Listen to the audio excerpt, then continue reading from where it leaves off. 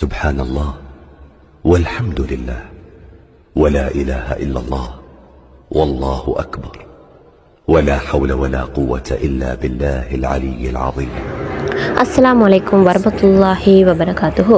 ஜனாஸா அறிவித்தல் 1. அகில இலங்கை மக்கள் காங்கிரஸின் தவிசாளரும் முன்னாள் அமைச்சருமான எம்.எஸ். அமீர் அலி அவர்களின் தாயார் 2025 10 மாதம் 14ஆம் தேதி இறை அழைப்பை ஏற்றுக்கொண்டார்கள்.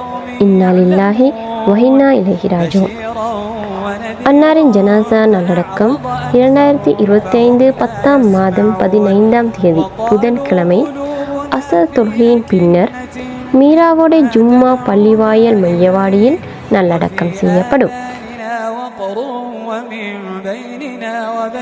மேலும் யா அல்லாஹ், இந்த ஜனாசாவின் பாவங்களை மன்னிப்பாயாக, இவருக்கு அருள் புரிவாயாக, நிவாரணம் அளிப்பாயாக, குற்றங்களை மன்னிப்பாயாக, இவர் தங்கும் இடத்தை மதிப்பு மிக்கதாக ஆக்குவாயாக, இவர் நுழையும் இடத்தை விசாலமாக்குவாயாக, இவரை தண்ணீராலும் பனிக்கட்டியாலும் ஆலங்கட்டியாலும் கழுவாயாக, அழுக்கிலிருந்து வெள்ளையாடை சுத்தப்படுத்துவது போல இவரது பாவத்திலிருந்து இவரை சுத்தப்படுத்துவாயாக, இவரது வீட்டை விட சிறந்த வீட்டையும், இவரது குடும்பத்தை விட சிறந்த குடும்பத்தையும், இவரது துணியை விட சிறந்த துணியையும் வழங்குவாயாக, இவரை சுவர்க்கத்தில் நுழைவிப்பாயாக, கபருடைய வேதனையிலிருந்து நரகத்தில் வேதனையிலிருந்தும் இவரை பாதுகாப்பாயாக.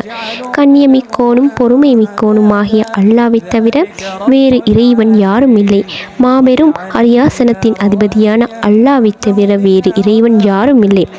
வானங்கள் மற்றும் பூமியின் அதிபதியும் சிறப்பான அரியாசனத்தின் அதிபதியுமான அல்லாவை தவிர வேறு இறைவன் யாரும் இல்லை என்று ஹுசைன் ரிஷத் ஜனாசா ஃபவுண்டேஷன் சார்பாக நாங்கள் அனைவரும் துவா கேட்கின்றோம். ஜஸாக்கல்லாஹு ஹைர். இச்செய்தியை உங்களுக்கு வழங்குவது ஹுசைன் ரிஷத் ஜனாசா ஃபவுண்டேஷன் HRGF.